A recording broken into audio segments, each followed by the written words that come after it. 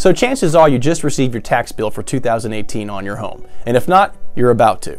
And one of the questions I always get this time of year is, how do I protest my taxes? Or what's the best way to protest my taxes? Well, there are 3 ways you can protest.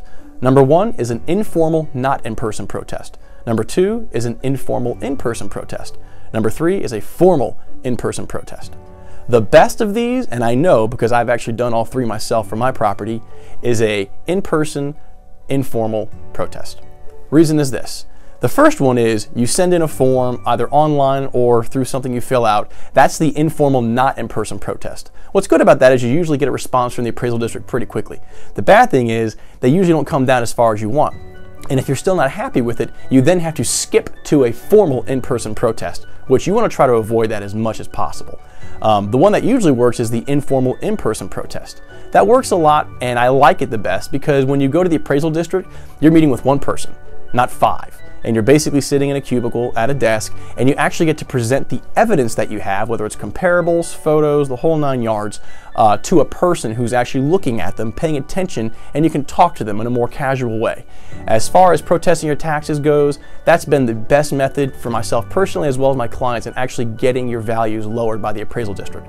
The hardest way to do it is to have a formal in-person meeting. Why?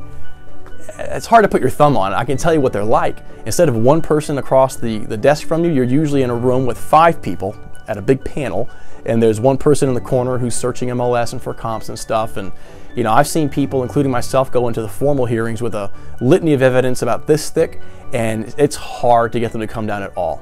I don't really know the rhyme or reason behind it, but I do know that out of the 3 ways to protest, the informal in-person protest is the best. It's worth your time, and you will likely save money if you have the right evidence and the right way of protesting. And that's where we can help.